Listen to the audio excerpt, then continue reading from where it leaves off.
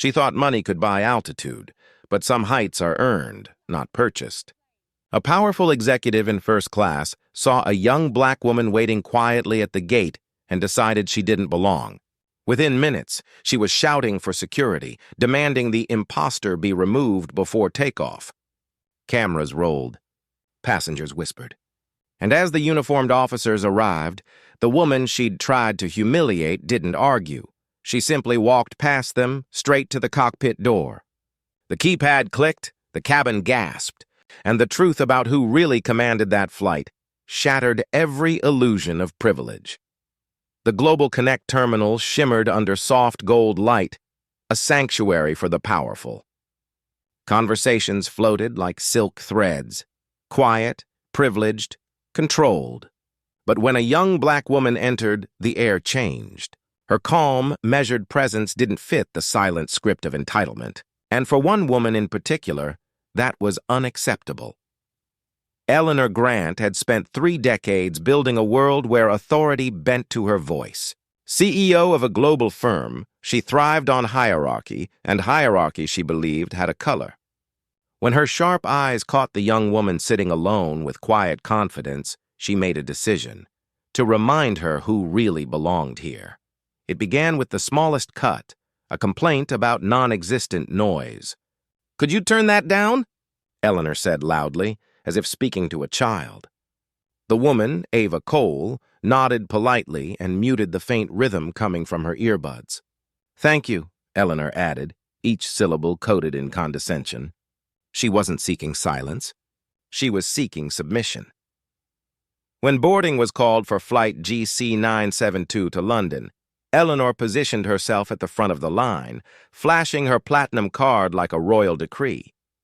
But her smile vanished when the gate agent scanned Ava's ticket and said, "Seat 1A, welcome aboard." Eleanor blinked. 1A? Her 1B seat would be beside this. Intruder. The universe, she thought bitterly, had a cruel sense of humor. Minutes later, the two women sat shoulder to shoulder in first class. Eleanor shifted uncomfortably, glancing at Ava's carry-on tucked neatly beneath her seat. "That bag doesn't belong there," she said sharply. "It's secured properly," Ava replied, her tone steady. "I'll decide what's proper," Eleanor snapped, jabbing the call button. The lead flight attendant arrived, composed and courteous. "Is there a problem?" "There is," Eleanor declared. "This passenger is aggressive and refusing instructions." The attendant examined the situation and calmly replied, "Her bag is fine, ma'am." Eleanor's face darkened. "I don't feel safe with her here." "Call security," the word detonated through the cabin. Conversation stopped mid-sentence. A moment later, 2 uniformed officers boarded, their presence slicing through the tension. Eleanor folded her arms, triumphant. "That's her," she said. "She's been difficult since the lounge." The younger officer approached Ava. "Miss, may we see your ID?" Ava's hands didn't tremble. She retrieved her license, handed it over, and said softly, "There's no need to leave." "We'll talk up front," Eleanor smirked. Finally, she understands. Ava stood, every movement calm and deliberate. "You're right," she said. "We should move forward." She walked toward the front, not the exit. The keypad beside the cockpit door beeped, clicked, and opened. She stepped inside and closed it behind her. Silence consumed the cabin.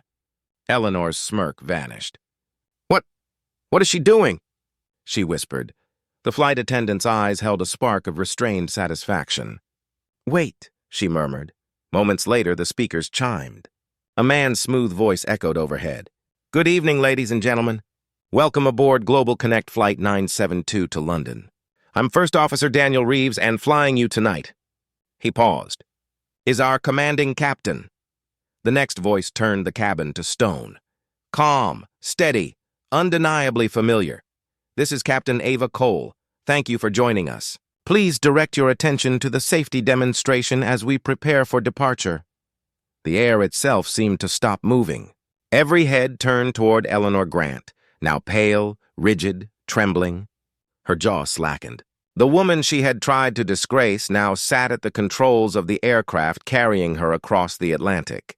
The engines thundered to life. The plane rolled down the runway, rising into the night. Eleanor's pulse matched the roar outside. She stared at the cockpit door, terrified of what justice might look like at 37,000 feet. Hours passed. Flight attendants served champagne with polite frost. "Would you like a drink, Miss Grant?" one asked sweetly. Eleanor shook her head, her throat too tight to speak. Passengers whispered, glancing her way, some with pity, most with disgust. Then the plane jolted. When turbulence hit over the North Atlantic, a collective gasp rippled through the cabin. Eleanor clutched her seatbelt, convinced karma was shaking the plane itself. Her breath came in ragged bursts, until a familiar voice returned, calm as glass. "Apologies, folks," Captain Cole said. "Just a little weather. We'll smooth it out." The aircraft steadied instantly. Eleanor sat frozen, realizing the terrifying truth. The same woman she'd tried to humiliate now held her life, literally, in her hands. Yet the flight remained flawless. Ava didn't retaliate. She simply excelled. Her professionalism became its own form of retribution. When the plane landed at Heathrow, Eleanor waited for the first chance to escape. But as passengers disembarked, a man in a dark suit stepped into the jet bridge. "Ms. Grant?" She hesitated. "Yes?" "David Lang, Corporate Affairs, Global Connect Airlines. We need a word." Her stomach twisted. This was a misunderstanding." Not according to the reports. His tone was formal, final. Captain Cole, the crew, and the officers all filed statements. "Effective immediately, your elite status is revoked, your miles forfeited, and your name placed on our no-fly list. And one more thing, your contract with Kingsley Holdings has been canceled. Their CEO received our report before landing." The words struck harder than turbulence ever could. Eleanor's lips trembled. "She ruined me." Lang's eyes were cold with quiet judgment. "No, ma'am. You ruined yourself." He stepped aside. The line of passengers flowed past her in silence, some watching, others pretending not to.